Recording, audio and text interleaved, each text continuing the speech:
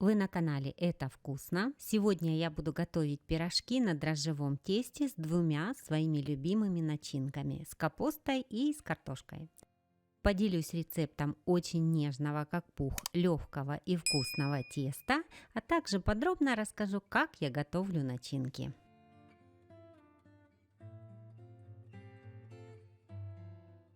Итак, для теста мне понадобится 500 мл воды, 2 чайные ложки соли, 2 чайные ложки сахара, 10 грамм сухих дрожжей, 100 граммов растительного масла и 850-900 граммов муки. В теплой воде растворяю сахар и соль. К просеянной муке добавляю дрожжи и перемешиваю. Вливаю теплую воду с сахаром и солью и добавляю растительное масло. В тесто я вливаю примерно 2/3 от общего количества масла, остальное буду использовать при формовке. Замешиваю тесто сначала ложкой, а затем уже руками. После того, как все ингредиенты объединились, продолжу уже вымешивать тесто на столе. Припыляю его немного мукой и выкладываю тесто. Больше муки в тесто я не добавляю, оно прекрасно вымешивается, к рукам не пристает, довольно мягкое. Даже если оно все же немного липнет к рукам, не забивайте его мукой. После расстойки с ним будет очень комфортно работать, но при этом оно останется легким и нежным. Вымешивала я его примерно 3-4 минуты. Смазываю миску растительным маслом, кладу тесто и накрываю пищевой пленкой. Убираю на расстойку на 40-50 минут. Тесто должно увеличиться в объеме в 2 раза. Я обычно ставлю его в выключенную духовку, в которой просто включаю лампочку. Если в вашей духовке нет такого режима, то рядом с миской с тестом вы можете поставить стакан с горячей водой. У меня на канале есть рецепт запеченных татарских пирожков с очень сочной начинкой из курицы с картошкой. Видео вы можете посмотреть, кликнув по ссылке в правом верхнем углу.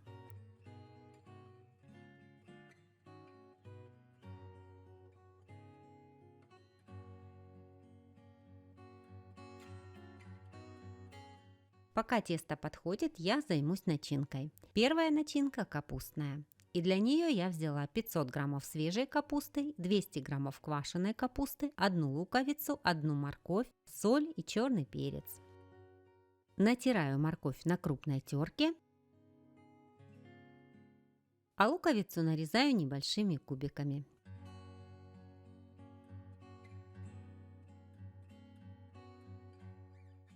Тонко шинкую капусту.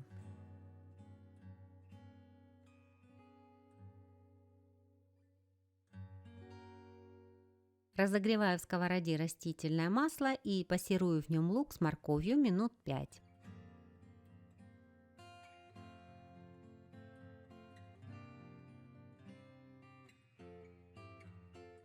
Лук стал прозрачным, добавляю капусту. Все перемешиваю, накрываю крышкой и готовлю минут 15. Время от времени перемешиваю.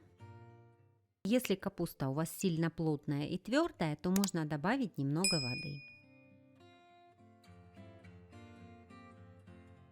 Капуста у меня немного смягчилась, но она еще не готова. Сейчас я добавляю квашеную капусту, перемешиваю и тушу до готовности.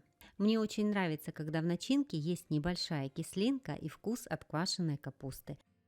Если у вас нет квашеной капусты или вы не хотите ее добавлять, то можно добавить немного лимонного сока при тушении в свежую капусту. Так начинка получается вкуснее. Капуста практически готова. Добавляю соль и свежемолотый черный перец.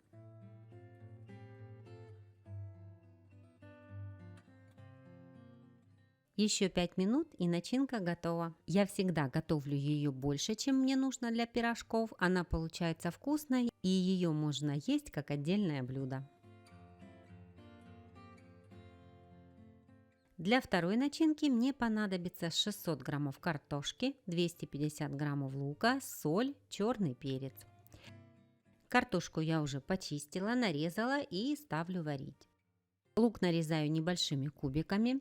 Лука я беру довольно много, так вкуснее получается начинка.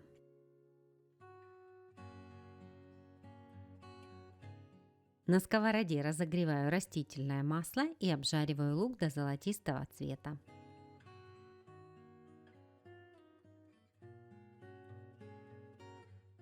Примерно в середине варки картошку нужно посолить. Лук готов. Картошка тоже уже сварилась. Сливаю воду, разминаю ее толкушкой и добавляю жареный лук.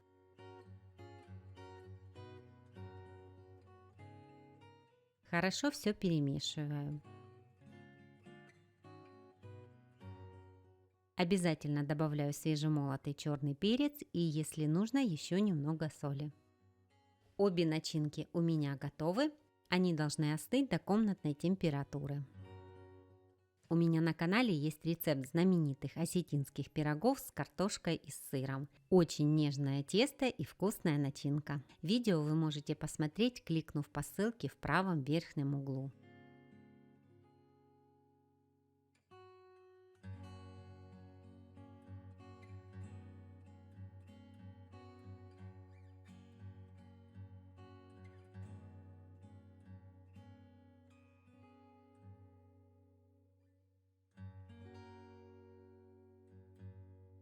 За это время мое тесто уже подошло, прошло 45 минут. Его нужно обмять и дать подойти еще раз. За это время как раз остынет начинка. Во второй раз тесто подошло за 35 минут. Оно такое легкое, как пух.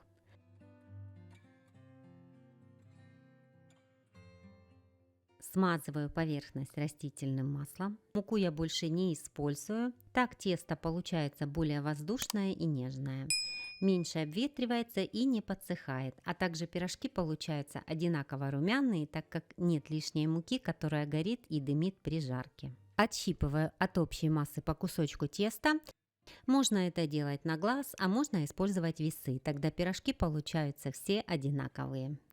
Мои заготовки весом 40 граммов. Если вы готовите пирожки часто, то и без весов вы сможете делать одинаковые заготовки. Ну, конечно, плюс-минус 1-2 грамма.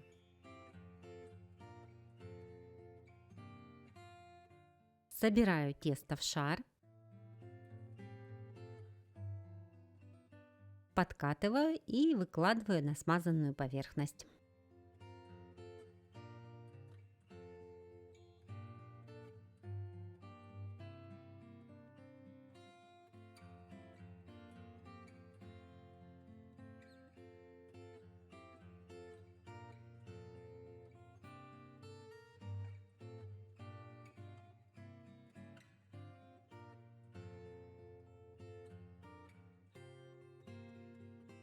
Всего из данного количества теста у меня получилось 35 заготовок. Накрываю пленкой. Оставлю их минут на 5-10, пока подготовлю начинку. Начинки в пирожки я кладу много, примерно столько же, сколько и теста. То есть, если теста я брала 40 граммов, то и картофельной начинки беру столько же. И для удобства ее можно сразу же разделить. Можно это сделать при помощи 2 столовых ложек, формируя вот такую заготовку. А можно руками. Также можно использовать весы для точности, а можно на глаз, кому как нравится.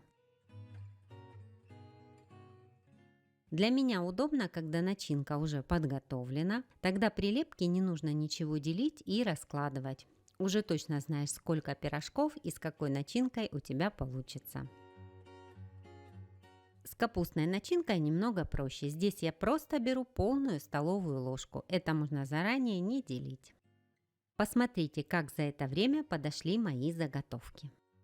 Можно раскатывать тесто при помощи скалки, а можно просто придавливать рукой. Тесто очень мягкое, податливое, поэтому я скалку не использую. Выкладываю начинку, защипываю пирожок и немного приподнимаю края к центру, округляя форму. Переворачиваю пирожок швом вниз и слегка придавливаю его. Откладываю слепленные пирожки на смазанную растительным маслом поверхность и накрываю пленкой. Пока я буду формировать остальные, первые уже подойдут. Пирожки с капустой я формирую точно так же. Выкладываю начинку, защипываю края.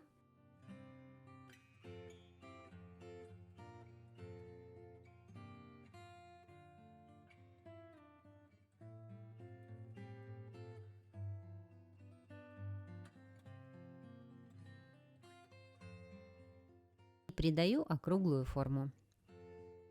Можно сформировать все пирожки сразу, а затем начинать жарить. А можно делать этот процесс одновременно. Это уже как вам удобно. Но еще раз повторю, это тесто очень удобно в работе тем, что не подсыхает и не обветривается. Поэтому вы спокойно можете налепить все пирожки, прикрывая их, конечно, пленкой, а затем начинать жарить. У меня получилось 18 пирожков с картошкой и 17 с капустой. Жарить пирожки нужно в хорошо разогретом растительном масле и на мощности выше средней. У меня это 7 из 9. Так пирожки хорошо прожарятся, но в то же время не впитают в себя лишнее масло. Жарю пирожки до румяной корочки примерно по 2 минуты с каждой стороны.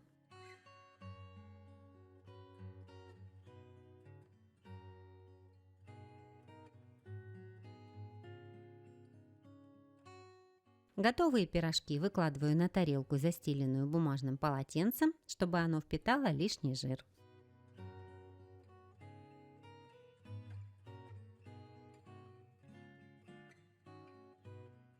Вот такие пирожки у меня получились. Подавать их вы можете со сметаной, простоквашей, айраном, кефиром. Это дело вкуса. Посмотрите, сколько начинки. На мой взгляд, так должно быть, потому что пирожки – это не только тесто. В общем, пробуйте, не пожалеете. Мои любимые рецепты с пирожками, несладкими пирогами и булочками смотрите в этом плейлисте. Понравился сегодняшний рецепт? Поставьте лайк этому видео и не забудьте подписаться на канал. Это вкусно!